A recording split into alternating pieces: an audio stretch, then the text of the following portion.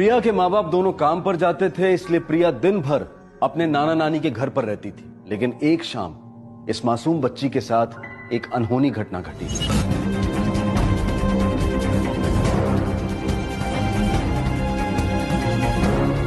प्रिया को किडनैप हुए लगभग एक दिन हो गया था, लेकिन पुलिस की इतनी कोशिशों के बावजूद भी इस संवेदनशील केस में उन्हें कोई ब्रेक थ्रू नहीं मिला था। इस बच्ची का मामला बहुत सेंसिटिव है, वो स्पेशल चाइल्ड है।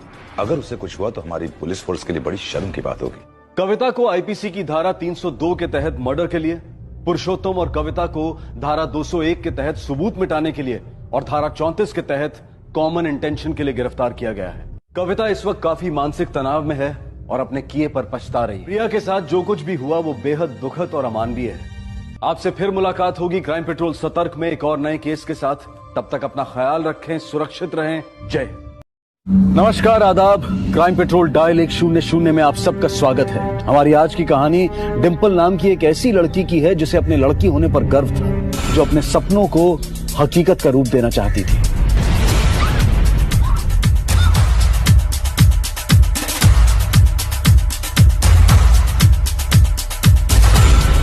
और वो आदमी कौन था जो अपनी जान की भीख मांग रहा था? पुलिस हर सिरे को दूसरे सिरे से जोड़ने की कोशिश में लगी हुई थी। डिंपल के सपने हमेशा से ही बड़े थे, लेकिन उतनी ही छोटी थी रविंदर और बादल की सोच। बादल के लालच और रविंदर के गुस्से की वजह से आज डिंपल इस दुनिया में नहीं है। अब मैं अनूप सोनी आपसे विदा लेता हूं। फिर मुलाकात होगी अगले एपिसोड में एक और चौंका देने वाले केस के साथ। तब तक अपना और अपने परिवार का ख्याल रखें और देखते रहें क्राइम पेट्रोल डायल 100। सबक एक को, सीख हम सबको। प्रिया के माँ बाप दोनों काम पर जाते थे, इसलिए प्रिया दिन भर अपने नाना नानी के घर पर रहती थी। लेकिन एक शाम इस मासूम बच्ची के साथ एक अनहोनी घटना घटी।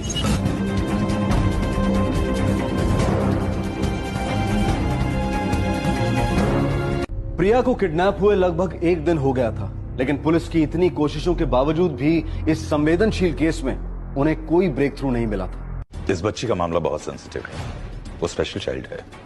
अगर उसे कुछ हुआ तो हमारी पुलिस फोर्स के लिए बड़ी शर्म की बात होगी।